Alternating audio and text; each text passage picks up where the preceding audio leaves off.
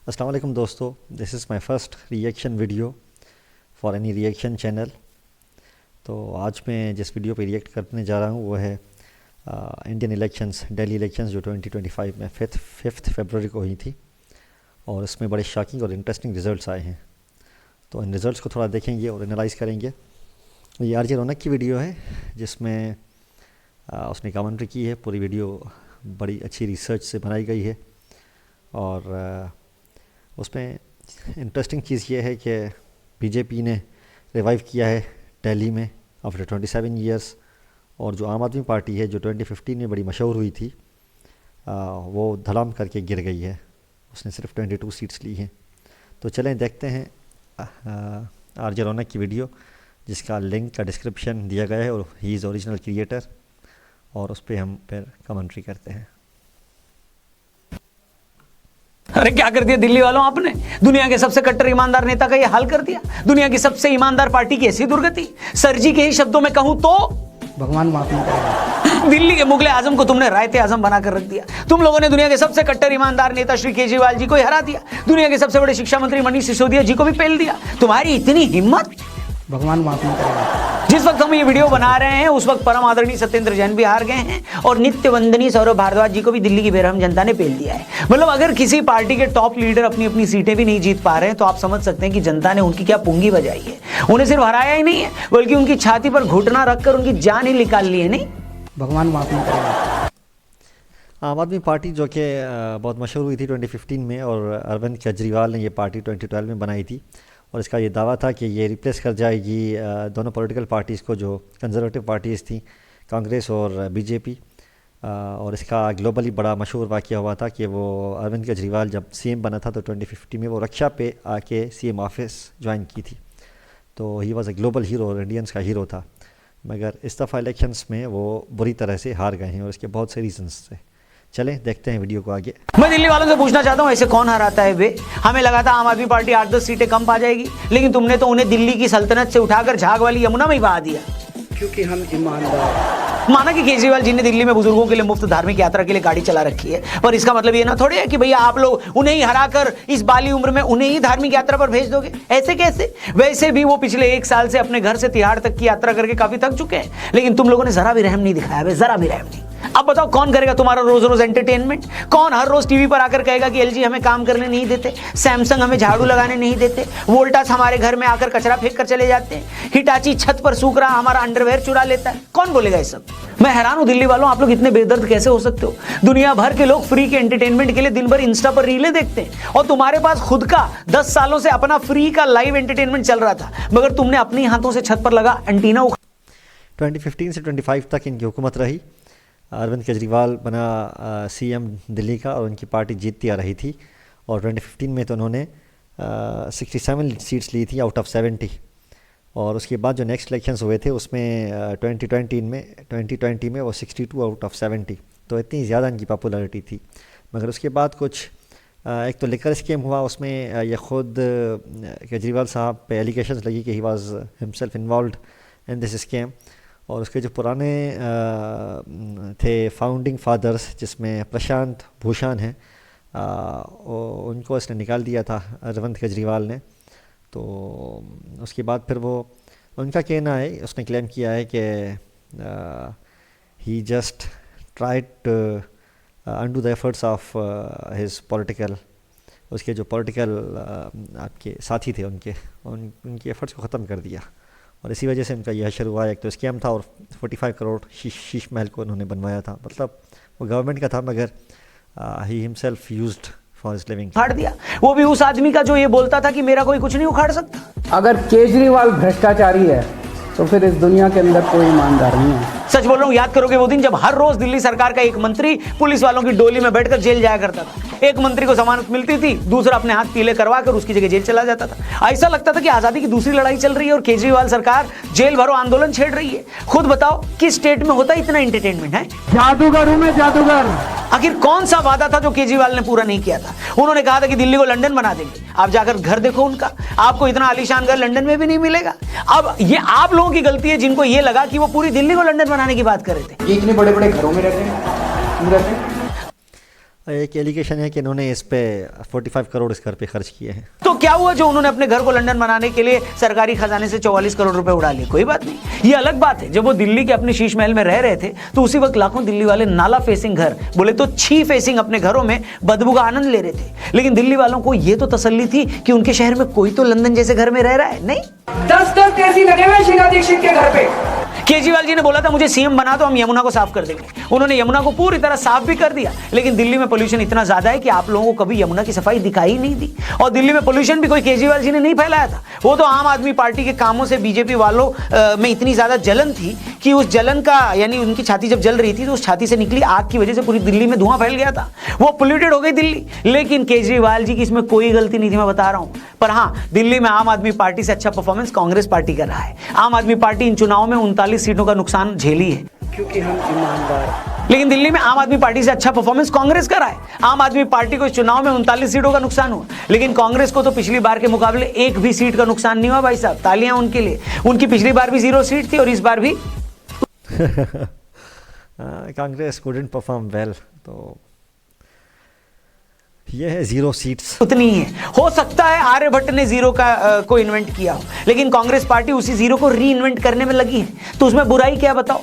ये राहुल जी की अलग तरह की राजनीति हो सकती है। हो सकता है इस बार वो आलू की जगह 0 से सोना निकालने वाली कोई मशीन बनाने की ट्राई कर रहे हो। नहीं, मैं उसको भूल गया था। दोस्तों ये तो हो गया हंसी मजाक, लेकिन अब मेन मुद्दे पर आते हैं। आखिर दिल्ली के इन चुनावी नतीजों के मायने क्या हैं? कौन से वो 4 टेकअवेज हैं जो इस रिजल्ट से हम ले सकते हैं? लेकिन इससे पहले कि उन कारणों पर हम आए, आप जरा डिस्क्रिप्शन में जाएं। हमारे यहाँ अन्नदान को महादान कहा गया है, इसलिए भोलेनाथ के भक्तों के लिए महाशिवरात्रि पर जो अन्नदान होगा ईशा फाउंडेशन के आश्रम में, उसके लिए आपने लास्ट टाइम भी कंट्रीब्यूट किया था, डोनेट किया था। इस बार भी मौका है हम सबके पास, आइए मिलकर उन्हें सपोर्ट करें। लिंक डिस्क्रिप्शन और पिन कमेंट में दिया है। अपने दोस्तों से भी इस लिंक को जरूर शेयर करिएगा और महादेव के भक्तों के लिए अन्नदान में जरूर कंट्रीब्यूट करिएगा, डोनेट करिएगा। आगे बढ़ते हैं। इस रिजल्ट का सबसे बड़ा मैसेज ये है कि अरविंद केजरीवाल को आज कोई भी ईमानदार नेता नहीं मान रहा है, क्योंकि जिन केजरीवाल जी की ईमानदार इमेज की वजह से आम आदमी पार्टी दिल्ली ही नहीं पंजाब में भी सरकार बनाने में कामयाब हुई, अगर आज वो खुद अपना इलेक्शन हार गए हैं तो आप समझ सकते हैं कि उनका ऑरा टूट गया है, उनकी इमेज खत्म हो चुकी है और जनता उन्हें भी एक लालची और भ्रष्ट नेता की तरह देख रही है। क्योंकि ऐसा हो ही नहीं सकता कि जो आम आदमी पार्टी केजरीवाल जी के चेहरे पर 2015 में 67 और 19 में 62 सीटें लाई थी, वो आज 22 सीटों पर अटक गई है और उनके तमाम बड़े नेता खुद अपना चुनाव हार गए। इसका सीधा मतलब यह है कि लोगों को भी लगता है कि केजरीवाल जी की पार्टी भी बाकी पार्टियों की तरह है। पिछले 4 सालों में शराब नीति को लेकर केजरीवाल और पूरी आम आदमी पार्टी पर जो इल्जाम लग रहे हैं, लोगों ने काफी हद तक उन आरोपों को ठीक भी माना है। केजरीवाल इस बात का भी जवाब नहीं दे पाए कि 10 सालों बाद भी यमुना गंदी क्यों है। वो इस बात को भी क्लियर नहीं कर पाए कि आज पंजाब में भी उनकी सरकार है तो क्या वजह है कि आज भी पंजाब से पराली का धुआं दिल्ली आ रहा है। इसके अलावा उन्होंने अपने मकान के रेनोवेशन पर 44 करोड़ रुपए खर्च किए। इस खर्च की बात तो खुद दिल्ली सरकार भी मानती है। तो इन सारे इल्जामों ने उन्हें भी बाकी पार्टियों की तरह एक और पार्टी बना दिया जो करप्शन भी कर सकती है, जो अपनी शान और शौकत पर पैसा भी खर्च कर सकती है, जिसके नेता अपने फायदे के लिए सरकारी पॉलिसियां भी बदल सकते हैं।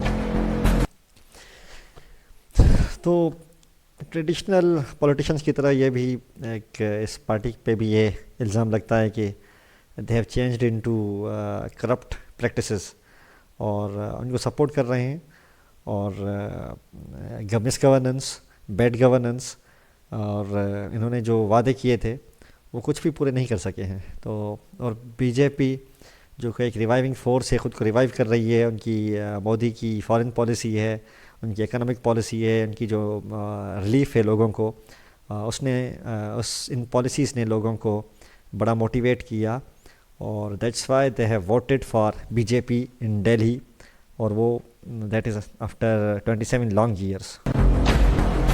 दूसरी चीज जो आम आदमी पार्टी को भारी पड़ी वो ये थी कि केजरीवाल जी की पार्टी ने जब जब बीजेपी को घेरने की कोशिश करी, वो कोशिश उन्हें ही भारी पड़ी। केजरीवाल ने कहा कि हरियाणा वाले यमुना के पानी में जहर मिला रहे हैं, तो चुनाव आयोग ने सबूत मांगा तो सबूत नहीं दे पाए। बीजेपी ने कहा पहले आप ये बताओ कि 7,000 करोड़ यमुना की सफाई पर लगाए थे तो साफ क्यों नहीं यमुना, उस मुद्दे पर भी वो पलट गए। फिर 23 जनवरी को अपना घोषणा पत्र लाकर बीजेपी को चैलेंज किया कि आम आदमी के लिए आयकर की सीमा 7 लाख से बढ़ाकर 10 लाख करो। आम आदमी पार्टी को पता था कि बीजेपी ये कर नहीं पाएगी। बीजेपी ने आयकर में छूट की सीमा 10 क्या 12 लाख कर दी। आम आदमी पार्टी ने अफवाह फैलाई कि बीजेपी तो गाली देने वाले रमेश बिधूड़ी को मुख्यमंत्री बनाना चाहती है, मगर बाद में उन्हें रियलाइज हुआ कि उनकी इस बात से तो बीजेपी को ही कालकाजी सीट और उनके आसपास की सीटों पर जाट वोटों का फायदा हो सकता है। जब उसे ये बात महसूस हुई तो वो खुद इस मुद्दे से हट गई।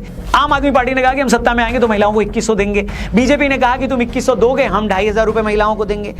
This is real politics. BJP ने जो उनको वो काम करना चाहते थे वो बीजेपी ने वो काम कर दिखाया, and it was only for benefit of आम people, for the common people. That's why they have become popular. BJP ने लगे हाथ आम आदमी पार्टी से ये भी पूछ लिया कि ये बताओ, जीत कर आओगे तो महिलाओं को 2100 क्यों दोगे? अभी तो तुम ही सत्ता में थे, तब क्यों नहीं दिया? आम आदमी पार्टी इसका जवाब भी नहीं दे पाई। इस तरह आम आदमी पार्टी ने जिस जिस चीज को मुद्दा बनाया, आखिर वही चीज उन्हें भारी पड़ गई। 2024 में जब लोकसभा के रिजल्ट आए थे दोस्तों, और बीजेपी को मेजोरिटी से 30 सीटें कम आई थी, तो बहुत सारे लोगों ने दावा किया था कि मोदी का जादू कम हो गया है। देखना, हरियाणा, महाराष्ट्र और बाद में दिल्ली भी बीजेपी हारेगी। इसके बाद नीतीश कुमार या चंद्रबाबू बीजेपी से सपोर्ट वापस लेंगे और उनकी सरकार गिर जाएगी। मगर हुआ क्या? हरियाणा में बीजेपी ने सारे अनुमानों पर लात मारते हुए लगातार तीसरी बार सरकार बनाई। महाराष्ट्र में उनके अलायंस ने इतनी सीटें जीती जितनी महाराष्ट्र की हिस्ट्री में आज तक किसी ने नहीं जीती थी, और दिल्ली में तो उसने पूरी बाजी ही पलट दी। बहुत सारे लोग ये बोल रहे थे कि दिल्ली की राजनीति हरियाणा और महाराष्ट्र से अलग है। दिल्ली में आम आदमी पार्टी के पास केजरीवाल है और बीजेपी के पास कोई चेहरा नहीं है, लेकिन यहां भी बीजेपी आम आदमी पार्टी से उनकी 38 सीटें छीन चुकी है। मतलब लोकसभा इलेक्शन के बाद जो ये हवा बन रही थी कि मोदी का जादू कम हो गया है, एक के बाद एक विधानसभा नतीजों ने ये प्रूव कर दिया है कि मोदी का जादू शायद आज अपने चरम पर है। अगर बीजेपी दिल्ली जैसे स्टेट में भी बिना सीएम फेस के केजरीवाल जैसे मजबूत नेता को हरा रही है, तो मोदी का ही जादू है, ऐसा एक्सपर्ट्स बोल रहे हैं। लोकसभा इलेक्शन के बाद से लगातार तीसरा स्टेट इलेक्शन है जब इंडी गठबंधन या उसकी पार्टियां बीजेपी से हार गई। आम आदमी पार्टी और कांग्रेस लोकसभा में साथ थे, इंडी अलायंस का हिस्सा थे, मगर दिल्ली में वो एक दूसरे के बाल नोच रहे थे। पहली बार राहुल गांधी ने केजरीवाल को शराब घोटाले का अक्यूज बताया, केजरीवाल ने भी राहुल बाबा पर डायरेक्ट अटैक किया। आज दिल्ली में बीजेपी जीत गई है तो उमर अब्दुल्ला ने ट्वीट करके लिखा कि और लड़ो आपस में। इससे पहले इंडी अलायंस की बहुत सारी पार्टियां ममता बनर्जी को अपना फेस बनाने को बोल चुकी है, लेकिन कांग्रेस इसके लिए तैयार नहीं हुई। ये लोग महाराष्ट्र में आपस में लड़े थे, तब भी इनको बहुत उम्मीद थी, लेकिन वहां भी गजब बेइज्जती हुई। कश्मीर में इलेक्शन हुए तो वहां भी इंडी अलायंस की पार्टियां आपस में लड़ी। मतलब आप ये कह सकते हैं कि इंडी अलायंस अब दी इंडी अलायंस हो चुका है। तो दोस्तों ये तो कुछ बड़े दी एंड अलायंस, मतलब अलायंस के बावजूद वो हार रहे हैं, और इनके किसी एक जगह पे अगर अलायंस है तो दूसरी जगह पे वो फिर वो खुद ही एंटी अलायंस बन रहे हैं, खुद में लड़ झगड़ रहे हैं, जैसे दिल्ली में हुआ था। टेकअवेज इस इलेक्शन के। लेकिन केजरीवाल का खुद इलेक्शन हारना मुझे लगता है इंडियन पॉलिटिक्स के पिछले 10 सालों की सबसे बड़ी खबर है। जिस आदमी ने पॉलिटिक्स में आते ही भूचाल ला दिया था, जिनकी ईमानदारी और नए तरीके की पॉलिटिक्स की पूरी दुनिया में चर्चा हो रही थी, अगर वो खुद करप्शन के आरोपों में जेल जाएं और फिर अपना चुनाव भी हार जाएं, तो इससे बड़ी खबर और कुछ नहीं हो सकती। ये किसी फिल्मी कहानी से कम नहीं लगता मेरे को। केजरीवाल की इस हार ने यह प्रूव कर दिया है कि जनता एक दिन किसी को भी फर्श से अर्श पर पहुंचा सकती है, तो उसी आदमी को दोबारा पटक कर जमीन पर भी ला सकती है। इस रिजल्ट के साथ ही केजरीवाल जी की पॉलिटिक्स हमेशा के लिए खत्म न हुई हो, लेकिन इस रिजल्ट में बहुत सारे लोगों के लिए बहुत सारे सबक छिपे हैं। इसी मामले पर हम जल्दी एक और वीडियो बनाएंगे जिसमें हम बाकी मुद्दों पर भी डिटेल में चर्चा करेंगे। फिलहाल आप हमें कमेंट बॉक्स में लिखकर ये बताइए कि आम आदमी पार्टी की दिल्ली में जो गत हुई है उसकी आपके हिसाब से वजह क्या है, और खुद केजरीवाल जी के चुनाव हारने को आप कैसे देखते हैं। बाकी वीडियो अच्छी लगी हो तो इसे अपने दोस्तों से जरूर शेयर करिएगा, चैनल को भी सब्सक्राइब करिएगा, और हाँ, जाने से पहले महादेव के भक्तों के लिए अन्नदान के लिए कॉन्ट्रीब्यूट जरूर करिएगा। पिछली बार भी आपने कॉन्ट्रीब्यूट किया था, उसके लिए भी आपको प्रणाम। इस बार भी कॉन्ट्रीब्यूट करिएगा और लोगों से बोलिएगा कि डोनेट करें। लिंक डिस्क्रिप्शन में और पिन कमेंट में दिया है। तब तक के लिए अपना ख्याल रखिए, जल्दी मिलते हैं। हर हर महादेव। अरे क्या कर दिया Delhi. This is peoples power. अगर हम देखें कि फिर ये जो है इंडिया में जो है वो डेमोक्रेसी ज़ाहिर मजबूत है, और जो पीपल जो वोट कर रहे हैं, लोग जो वोट कर रहे हैं, वो नज़र भी आ रहा है, अनफॉर्चुनेटली अनलाइक पाकिस्तान। और उन्होंने एक पार्टी को ऊपर किया, एक पार्टी को नीचे से धड़ाम से गिरा दिया, just due to the policies. अगर कोई किसी को बेनिफिट दे रहा है, आम लोगों को, कोई पॉलिटिकल पार्टी, तो ज़ाहिर है वो पॉपुलर हो रही है। और अनफॉर्चुनेटली और for Pakistan, unfortunately for India, वहाँ पे जो हैं आपके काफ़ी इलेक्शन कमीशन बड़ी इंडिपेंडेंट है। उसके अलावा उनके जो दूसरे इदारे हैं, जैसे एंटी करप्शन पे काम करते हैं, दे आर इंडिपेंडेंट, तो वो अपनी फेयर इन्वेस्टिगेशंस करते हैं। तो इस वजह से वहाँ पे डेमोक्रेसी मजबूत हो गई है, और जो पॉलिसीज़ लोगों को अपील कर रही हैं, अट्रैक्ट कर रही हैं, उनको वो वोट कर रहे हैं, और वोट उनका सीट्स में ट्रांसलेट हो रहा है। और अरविंद केजरीवाल जो है, he was a civil servant, वो IRS ग्रुप का था। 2006 में उसने रिज़ाइन किया, और 2012 में वो उसने पॉलिटिक्स में एंट्री मारी। उसका क्लेम यही था कि उसके साथ जो थे प्रशांत भुवन और एक तो दूसरे लॉयलिस्ट बंदे के they will replace this parties, और वो आम आदमी की खिदमत करेंगे। इसी वजह से उन्होंने नाम भी आम आदमी पार्टी रखा। और एक तो उन्होंने भौंचाल मचा दिया था 2015 में इलेक्शंस जीत के। बड़ी अच्छी पॉलिसीज़ थी, सादगी से वो रहते थे। मगर इस दफ़ा मोदी जी ने अपनी ज़बरदस्त पॉलिसी से उनको हरा दिया है। तो we will discuss next video next time. Till then goodbye. अगर आपको ये वीडियो और कमेंट्री अच्छी लगी हो तो you can subscribe this channel and तो लाइक आपने एंड शेयर।